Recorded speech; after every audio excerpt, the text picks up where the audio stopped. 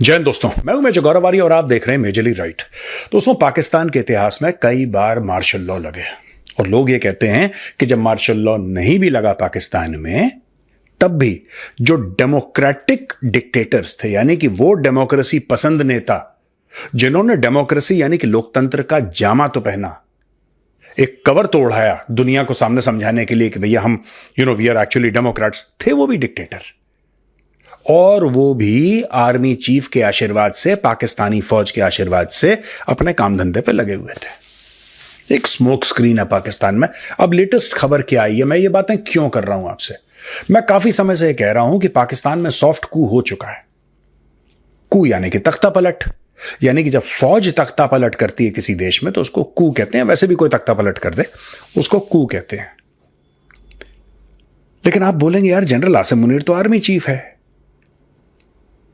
जो prime minister है वो शहबाज शरीफ है, जो प्रेसिडेंट है वो जरदारी है। तो फिर एंगल क्या है? ये आर्मी का कू कैसे हो गया? आर्मी का कू ऐसे हो गया दोस्तों क्योंकि आपके सारे इंस्टीट्यूशंस को, पाकिस्तान में वैसे ही इंस्टीट्यूशन चरमराते फिरते हैं, उनमें वैसे ही ज्यादा they have no legs the institutions in Pakistan. उसको जब आप कॉम्प्रोमाइज कर देते हैं, फिर क्या होता है कि आपका आर्मी चीफ प्रेसिडेंट हाउस में बैठे न बैठे, then that is a matter of academic disagreement. फिर उसमें ज्यादा उन तिलों में तेल नहीं है।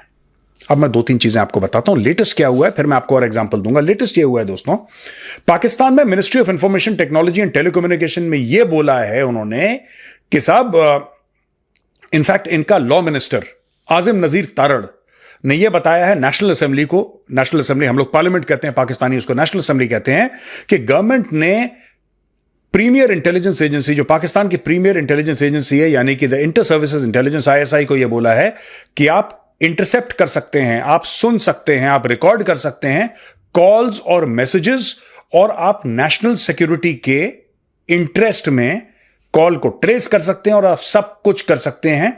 और in the apprehension of a crime under section 54 of the Pakistan communication reorganisation act 1996।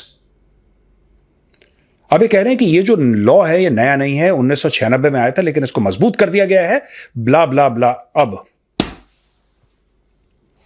अच्छा, इसमें एक और चीज है कि attorney general of Pakistan Mansoor Usman Awan ने बोला हाई कोर्ट को during the hearing of a petition filed by ex premier Imran Khan spouse Bushra Bibi was seeking action against a leaked conversation allegedly featuring her and PTI leader Latif Khosa. अब मैं आपको दो तीन बातें बताता हूं दोस्तों इसमें। ये तो मैंने पढ़ के आपको बता दिया मोटा मोटी क्या है। बात यह है कि ISI बहुत पहले से कन्वर्सेशन टैप करती आई है। जब से कॉन्वर्सेशन टैप करने की टेक्नोलॉजी पाकिस्तान में आई है, ISI इसको टैप करती चली आई है। और ये पाकिस्तान में हो क्यों रहा है? ये कह रहे हैं नेशनल सिक्योरिटी को थ्रेट है। ठीक है, अब पाकिस्तान को नेशनल सिक्योरिटी थ्रेट तीन जगह से है। यानी कि अगर एक्सटर्नल थ्रेट की बात करें, ओके, इंडिया, अफगानिस्तान, ईरान, वो ठीक है। अफगानिस्तान और ईरान के बारे में ये लोग झूठ बोलते रहते हैं कि साडा इस्लामी बिरादर मुल्क है, एक दूसरे के गले काटेंगे, इस्लामी मुल्क है, ये सब है करके झूठ बोलते हैं, एक दूसरे के गले काटने में लगे हुए हैं। ठीक है ना? तालिबान तो डेली आके ठोकता है उनको। ये किसके फोन सुन रहे हैं? ISI जो है ये किसके फोन सुन रहा है भाई? क्या इंडिया में किसी के फोन सुन रहा है? क्या इनके पास वो टेक्नोलॉजी है कि इंडिया में किसी जनरल का या किसी बहुत बड़े नेशनल सिक्योरिटी के बंदे का फोन टैप करें और रिकॉर्ड करें कॉन्वर्सेशन? क्या ये अफगानिस्तान में जो तालिबान है, क्या उनके फोन टैप कर रहा है? या ये ईरान में Islamic Republican guard core IRGC के फोन टैप? ये फोन टैप किसके कर रहा है ये? अब मैं आपको बताता हूं पाकिस्तान में क्या प्रॉब्लम है दोस्तों। सिविलाइज्ड वर्ल्ड में जनरली क्या होता है कि इंटेलिजेंस एजेंसी जो होती है एक्सटर्नल और इंटरनल, वो अलग अलग होती हैं। उदाहरण के लिए मैं भारत का उदाहरण देता हूं। भारत में जो डोमेस्टिक इंटेलिजेंस है, यानी कि जो अंदर की बात है, भारत के अंदर क्या हो रहा है, कैसे हो रहा है, उसकी रिस्पॉन्सिबिलिटी अलग अलग चीज के लिए अलग अलग विभागों को दी गई है। उदाहरण के लिए intelligence bureau is the largest intelligence organization for domestic intelligence, local intelligence। वो इंटेलिजेंस ब्यूरो करता है। ठीक है जी। इंटेलिजेंस ब्यूरो के अलावा आपके पास NIA है जो कि एंटी टेररिज्म के एफर्ट्स करता है। फिर आपका एनफोर्समेंट डायरेक्टरेट है, फिर आपकी सीबीआई है। ये सब अंदर के काम करते हैं। अब सबके काम अलग अलग हैं दोस्तों, सब ये डुप्लीकेशन नहीं है, इसमें काम अलग अलग है। एनआईए अलग ही चीज कर रहा है, आईबी अलग चीज कर रहा है, ईडी अलग चीज कर रहा है, सीबीआई अलग चीज कर रहा है, राइट। और अगर आप सिर्फ डोमेस्टिक इंटेलिजेंस हार्डकोर के बारे में बात करें, that IB is the nodal agency that does that, intelligence bureau.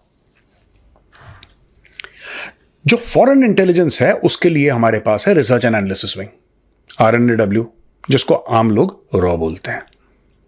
America में जो इंटरनल है होमलैंड, उसमें होमलैंड सिक्योरिटी है जो कि एंटी टेरर का काम करती है, वैसे उनकी FBI देखती है, फेडरल ब्यूरो ऑफ इन्वेस्टिगेशन। लेकिन जो बाहर का है, बाहर का मैटर है, फॉरेन का है, वो देखती है CIA। उसी प्रकार से यूके में आपने सुना होगा MI5, MI6, you here about all these things. Pakistan में ISI सब कुछ करती है। पाकिस्तान में ISI सब कुछ करती है दोस्तों, और ISI डिसाइड करती है फॉरेन का क्या है, डोमेस्टिक का क्या है, इसको क्या करना है, इसको क्या करना है। और भी इंटेलिजेंस एजेंसीज हैं, IB पाकिस्तान में भी है। It is the same intelligence bureau भाई। जब अंग्रेज थे तब ISI थोड़ा ना थी, तब रॉ थोड़ा ना थी, ये तो बाद में बनी है। ओरिजिनल तो IB थी, इंटेलिजेंस ब्यूरो, भारत में भी और पाकिस्तान में भी। उससे टूट के भारत में IB से टूट के रॉ बना, राइट। पाकिस्तान में ओरिजिनल IB था, वही IB जिसका भारत में बंटवारा, जैसे बंटवारा हुआ ना, भारतीय सेना का भी बंटवारा हुआ, नौसेना का, वायुसेना का, सबका बंटवारा हुआ। तो जब इसका बंटवारा हुआ इंटेलिजेंस एजेंसी, तो IB वहां पे है, वही IB है, अंग्रेजों की बनाई हुई।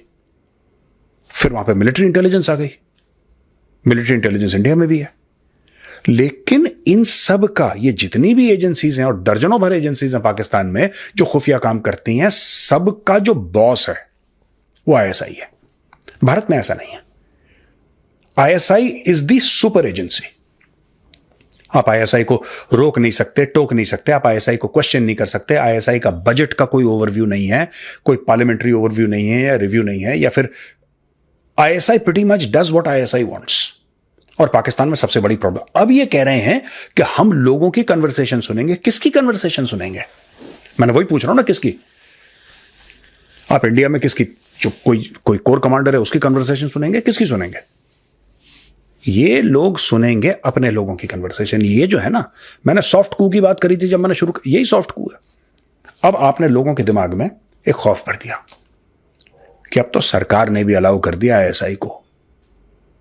अब तो ये बात हो गई है नेशनल असेंबली में, यानी कि पाकिस्तान की पार्लियामेंट में ये बात हो गई है, पाकिस्तान की संसद में ये डिसाइड हो गया है कि ISI सुन सकती है। ISI को कौन रोकेगा? कौन टोकेगा ISI को? भाई अगर कल ISI चाहे तख्ता पलट करना, वो तो पहले भी करती है, ये कोई नई बात नहीं पाकिस्तान के लिए। लेकिन अब कितना आसान हो गया है। Today there are no repercussions. अगर सरकार बदलती है और कल इमरान खान फिर बन जाता है प्राइम मिनिस्टर, तो ये बोलेंगे पार्लियामेंट ने अप्रूव करा यार। ये सुनेंगे, इमरान खान बात करेगा किसी और से, उसकी बात सुनेंगे ये लोग, राइट। कोई किसी से बात करेगा। अच्छा, जब ये चीजें होती है ना कि आपने किसी एजेंसी को बोल दिया कि आपकी मर्जी, आप जिसके फोन कॉल सुन, फिर क्या होता है कि आप किसी को भी नेशनल सिक्योरिटी थ्रेट बना सकते हैं, क्योंकि नेशनल सिक्योरिटी के लिए ही परमिशन इनको मिली है कि there are national security threats. तो हां, क्या इसका नेशनल सिक्योरिटी के जो खिलाफ थ्रेट हैं, क्या उनके लड़ने के लिए ये चीज काम आएगी? बिल्कुल काम आएगी। मैं ये नहीं कह रहा कि बिल्कुल काम नहीं आएगी, बिल्कुल काम आएगी। अब तहरीक तालिबान है, वो अगर पाकिस्तान के अंदर ऑपरेट कर रहे हैं और वो अगर मोबाइल फोन से बात करते हैं या किसी और जरिए से कम्युनिकेट करते हैं, इनको फट से पता लग जाएगा। लेकिन भाइयों, ये तो उनको पहले भी पता लग रहा था। अगर किसी पाकिस्तानी को या किसी इंडियन को यह गलत फहमी है कि ISI वेट कर रही थी पार्लियामेंट के अप्रूवल का तभी phone tap, please, Imran Khan की रिकॉर्डेड कन्वर्सेशंस हैं, वो किसने करी रिकॉर्ड? बुशरा बीबी जो इमरान खान की वाइफ है, उसकी कन्वर्सेशंस रिकॉर्डेड है, ये किसने करी? दसियों लोगों की कन्वर्सेशंस रिकॉर्डेड है, दसियों लोगों की पाकिस्तान में, सबकी कॉन्वर्सेशंस रिकॉर्ड करके कौन किससे बात कर रहा है, कौन किससे बात कर रहा है, पूरी लंबी लंबी। आप जाइए यूट्यूब में, आपको पता लग जाएगा पाकिस्तान में किसने किसकी कन्वर्सेशन कैसे रिकॉर्ड करी। व्हाट्सएप कॉल रिकॉर्ड कर रखे हैं, ये रिकॉर्ड कर रखा, वो रिकॉर्ड कर रखा, दुनिया भर की चीजें रिकॉर्ड कर रखी हैं इन लोगों ने। तो क्या ये पार्लियामेंट की परमिशन से करा था इन लोगों ने पहले? नहीं, not at all. It was never done with the parliament. ये अपने आप में ISI अपने आप में पार्लियामेंट है। इसलिए मैं बार बार कहता हूं, कू हो गया, सॉफ्ट कू। फौजें भी नहीं चढ़ी ऐवान सदर में, प्रेसिडेंशियल पैलेस के अंदर पाकिस्तानी फौज नहीं घुसी, 111 ब्रिगेड को एक्टिवेट नहीं करा, general Asim Munir president of Pakistan नहीं बना। लेकिन जनरल आसिम मुनीर बॉस है। क्यों? जनरल आसिम मुनीर चाहता है कि जिस बंदा जो सबसे पॉपुलर लीडर है पाकिस्तान का, ठीक है जी, सबसे पॉपुलर लीडर पाकिस्तान की हिस्ट्री में, more popular than Mohammad Ali Jinnah जिसने पाकिस्तान बनाया, उससे ज्यादा पॉपुलर लीडर है, डालो उसको जेल में, डालो उसको जेल में। डाल दिया। भाई आपको कोई ना कोई चार्ज तो आपको दिखाना पड़ेगा, कागज तो आपको पूरे करने पड़ेंगे। इन्होंने मर्डर के केस में इन्होंने जुल्फिकार अली भुट्टो को पाकिस्तानी फौज ने टांग दिया था।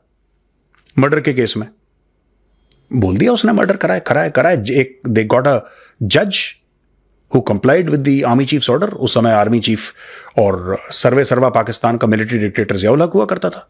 कर दिया इन लोगों ने। वैसे ही इन्होंने इमरान खान के साथ वही गेम करा है, इमरान खान को डाल दिया जेल में, राइट? ये पहली चीज।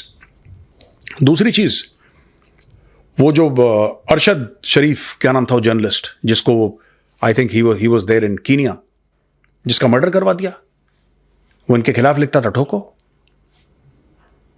इसको, ठोक। इमरान रियाज खान ठोको, मतीउल्लाह जान ठोको, असद तूर हाथ तोड़ो। तो ये क्या है? These are strong arm tactics. Hamid Mir को गोली मार दी छाती पे दो। हामिद मीर जो पाकिस्तानी जर्नलिज्म का सबसे बड़ा नाम है, आप उससे डिसएग्री करें अग्री करें वो बात की बात है, पाकिस्तानी जर्नलिज्म में हामिद मीर से बड़ा कोई नाम नहीं है। As a face, as a brand, Hamid Mir से बड़ा कोई नाम नहीं है। ठोक दी दो गोली उसकी छाती में। तो भाई आप ये सोचिए ना कि और जब मिलिट्री राज होता है तो और क्या होता है? ये सब चीजें तो हो रही है ना मिलिट्री राज वाली। आर्मी चीफ नहीं बैठा प्रेसिडेंट की कुर्सी में, उससे क्या फर्क पड़ता है? काम तो सारे वो ही कर रहा है। भाई किताबों में क्या लिखा है इसकी कोई वैल्यू नहीं है। मैं आपको आज बता रहा हूं बड़ी कड़वी बात, और जिसको बुरी लगे लगती रहे। किताबों में क्या लिखा है उसकी कोई वैल्यू नहीं है। वैल्यू ये है जो जमीन में हो रहा है, ऑन ग्राउंड जो हो रहा है, दैट इज व्हाट काउंट्स। जिसको कहते हैं ना अमल, आपका अमल क्या है? अमल काउंट करता है। बातें तो हर जगह अच्छी अच्छी लिखी रहती हैं, अमल क्या है ये बताइए। तो पाकिस्तानी कॉन्स्टिट्यूशन में अच्छी अच्छी बातें लिखी होंगी, नो डाउट, मैं मना नहीं कर रहा, मैंने तो पढ़ा नहीं कभी, कुछ एक्सेप्ट्स पढ़े, but I have not read the entire constitution of Pakistan. लेकिन यार आप ये सोचिए किस तरीके से इस चीज को घुमाए। ये कितना बड़ा पावर है आईएसआई के हाथ में, खुफिया एजेंसी, जिसको प्रोटेक्ट करना चाहिए सिर्फ एक्सटर्नल थ्रेट्स। अगर पाकिस्तान, मैं बता रहा हूं, दिस कॉन्टिन्यूस इंटरफियरेंस अगर पाकिस्तान करना चाहता है तो आप आईएसआई को, मैं आपको आज बता रहा हूं, और ये पाकिस्तानियों को बड़ी गलत फहमी है कि नंबर 1 एजेंसी है। तुम्हारी घटिया तरीन एजेंसी है, उसके दो कौड़ी की चीज नहीं है इसके पास। ना इसके पास बजट है, ना इसके पास ढंग के बंदे, ना इसके पास टेक्नोलॉजी है।